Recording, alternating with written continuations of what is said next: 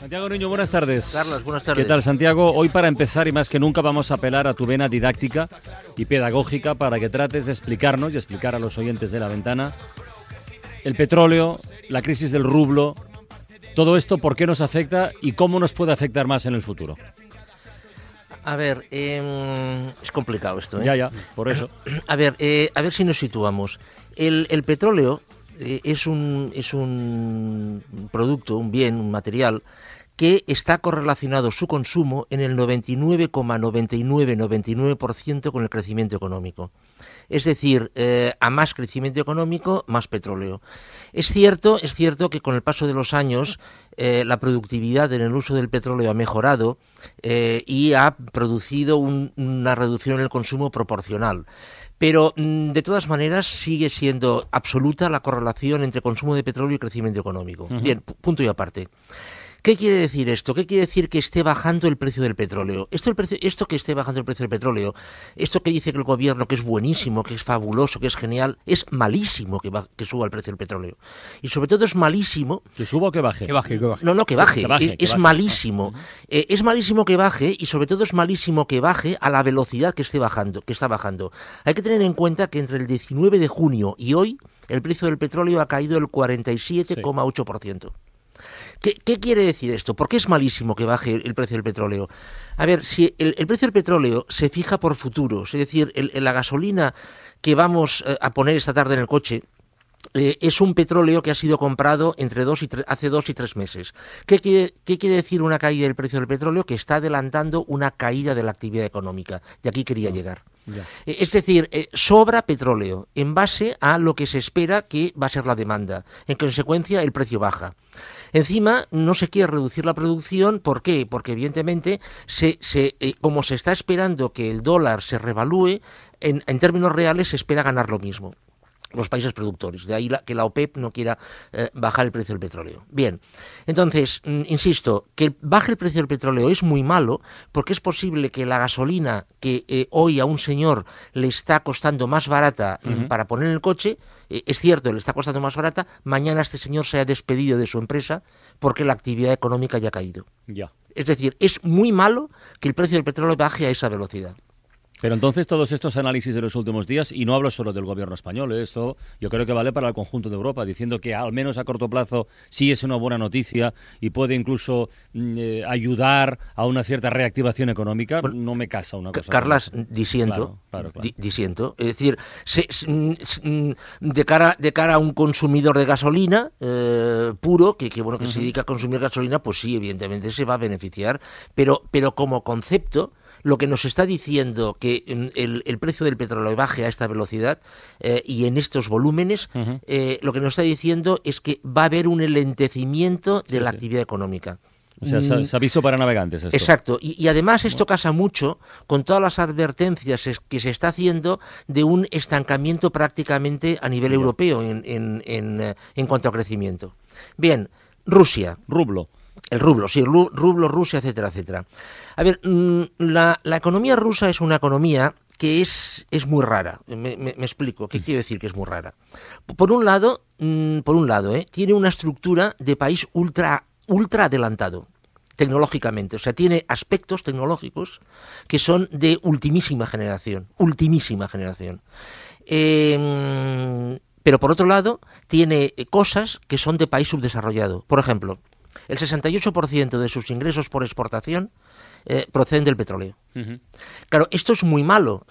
¿Por qué? Porque a medida que el petróleo baja, el impacto que tiene sobre la economía rusa es terrible. Por eso Rusia ahora lo que quiere es acercarse a China para llegar a acuerdos de venta de gas, etcétera, etcétera. Bien, encima ha habido todo el problema con Ucrania, las sanciones de Estados Unidos y de rebote de la Unión Europea, con lo cual están tensionando a Rusia, tanto a nivel económico como a nivel político. Claro, la salida de esto, ¿cuál es? En un escenario de caída del precio del petróleo, en un escenario de sanciones, en un escenario de restricción económica, claro, Rusia, la situación de Rusia es realmente muy, muy complicada y es muy peligroso. estrujar a Rusia. ¿Por qué? Porque Rusia puede salir de formas que recemos mucho para que no pasen. Por ejemplo, cortando el gas. En consecuencia, ojo con esto, yo pienso que la Unión Europea se ha equivocado, y esto lo he escrito, pienso que tenía que haberse acercado a Rusia. Los rusos no dejan de ser europeos, tiene mucho que ofrecer Rusia a Europa, y sin embargo no ha sido así. O sea, es decir, hemos jugado más a nivel de política de la OTAN, política de Estados Unidos, y la Unión Europea, en vez de acercarse a Rusia, se ha alejado. Bien, ¿cómo va a evolucionar el precio? O sea, porque claro, es un tándem, es Rusia, petróleo, rublo. A ver, la única vía, yo espero que, y parece ser que los tiros van por ahí porque ya el rublo hoy se ha estabilizado, yo espero que se recapacite y no se siga presionando el rublo, porque la salida puede ser realmente muy, muy peligrosa. Pero de todas maneras, pensemos que el precio del petróleo no se va a recuperar a corto plazo.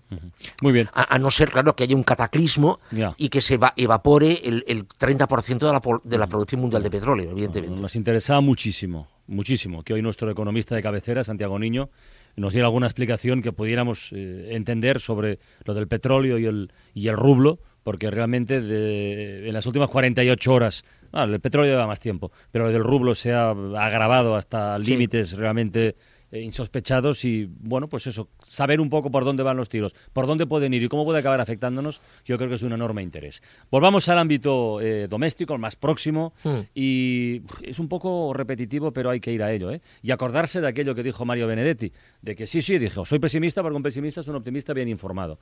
Yo creo que es la única filosofía posible con la que afrontar frases como la que pronunció hace unos días nuestro presidente, Mariano Rajoy. Hoy podemos decir que en muchos aspectos la crisis ya es historia del pasado, en muchos. Y podemos decir que estas Navidades van a ser las primeras Navidades de la recuperación. Es verdad que después lo ha matizado, porque yo creo que, en fin, él y gente que le rodea se dio cuenta de que este era un error, me da la impresión, un error de bulto, y lo ha matizado y, en fin, y ha puesto todos los peros y todos los prevengan del mundo por ahí cerquita. Pero, Santiago, en fin, desde la óptica de un economista, oye, ni un año electoral como el que está a punto de comenzar debería justificar una frase tan alejada de la realidad, ¿no? O sea...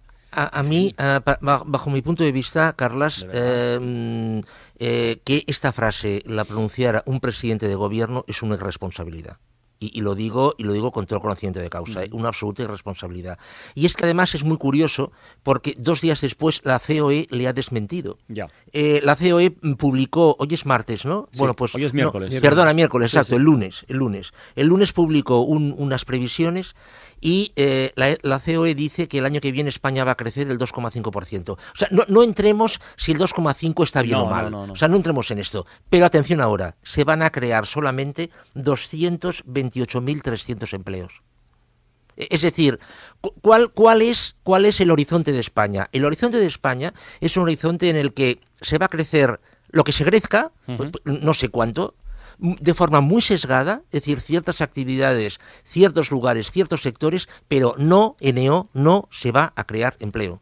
O se va a crear una marginalidad de empleo. Y sin embargo, y por descontado, empleo precario, tiempo parcial, bajos salarios. Hoy nos hemos enterado que los salarios han caído. Es decir, insisto, una irresponsabilidad solo justificable porque se está en periodo electoral. Déjame que te traslade una reflexión que esta tarde planteaba yo al abrir la ventana, Santiago. Sí. A ver qué te parece. No es la primera vez, me imagino que la habrás escuchado, pero yo te la repito. A propósito de los salarios, de ese dato del INE, de que sigue la devaluación salarial, lo cual es otro elemento más para desmentir esa supuesta recuperación económica con Milfo, ¿no?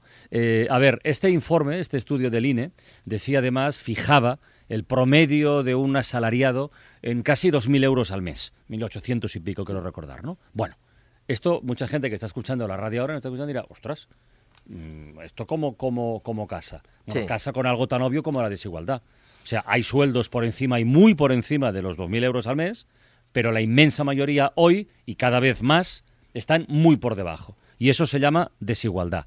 Por lo tanto, España necesitaría un pacto de rentas, ¿sí o no? A ver, Carlas. Entre otras cosas, ¿eh? Sí.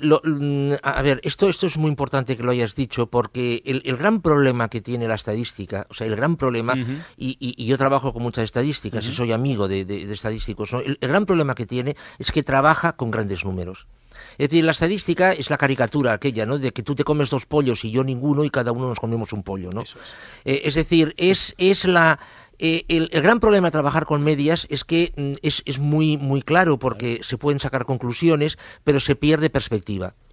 Entonces, ¿qué es lo que sucede? En España la desigualdad ha crecido la friolera del 40% ¿Qué es eso? desde que empezó la crisis. España actualmente, atención ahora, Carlas, y Roberto, que estás por ahí, ¿no? Estoy. Atención ahora, lo voy a decir despacio para que se entienda bien y para que se vea bien. De los países desarrollados, el país donde más ha crecido la desigualdad ha sido Estados Unidos. El segundo, España. O sea, tenemos ese inmenso honor de España haber sido el segundo país de los países desarrollados. Ahí metemos a Suecia, metemos a Dinamarca, a Canadá. O sea, el segundo país del planeta donde más ha crecido la desigualdad.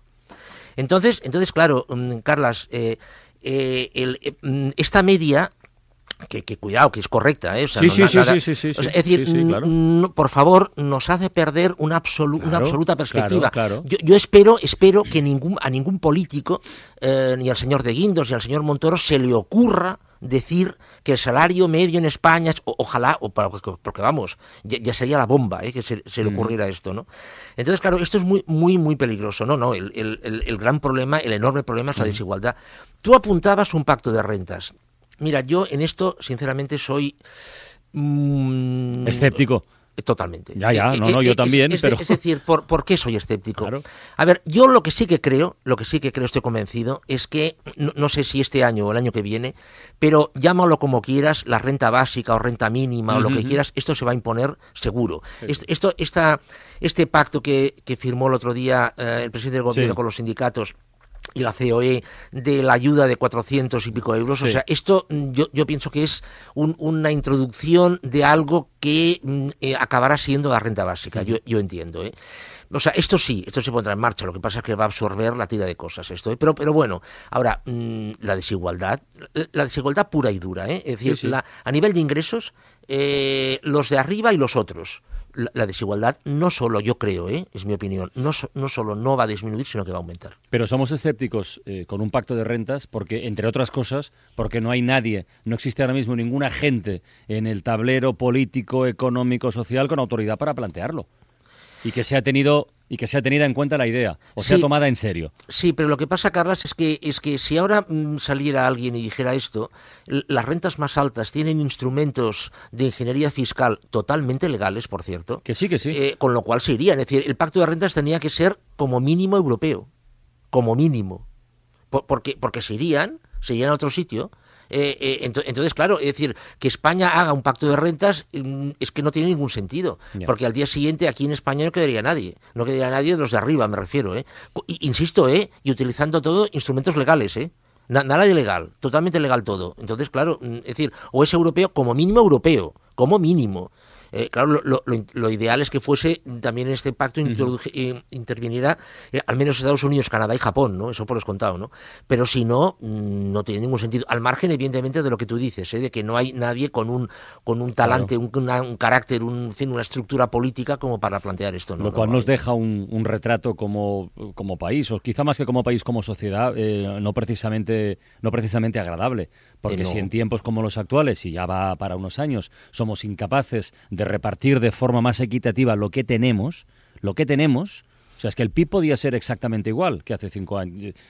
Pero si en estos 5 años hubiera habido algún tipo de mecanismo como este, nos hubiéramos ahorrado muchas cosas, ¿sí o no? Sí, pero insisto, Carlas, que la tendencia... Igual estoy soñando, No, que sí, pero la tendencia no es esta, Ya. Por esto, de ahí además la justificación de la renta básica o renta mínima, como quieras. Y a ver, no planteo esto porque lo diga Podemos, es decir, por la necesidad, es decir, porque vamos a un paro estructural de un 18%, según comentó el BBVA Research. En el mejor de los casos. Exacto. Sí. Con lo cual, claro, evidentemente algo se tendrá que dar a estos parados estructurales, pues simplemente para que estén tranquilos. seamos conscientes las cosas que estamos diciendo, seamos conscientes, con lo cual, claro, este pacto de rentas, sinceramente, no lo veo. No, yo tampoco lo veo. Lo deseo, pero no lo veo. Santiago Niño.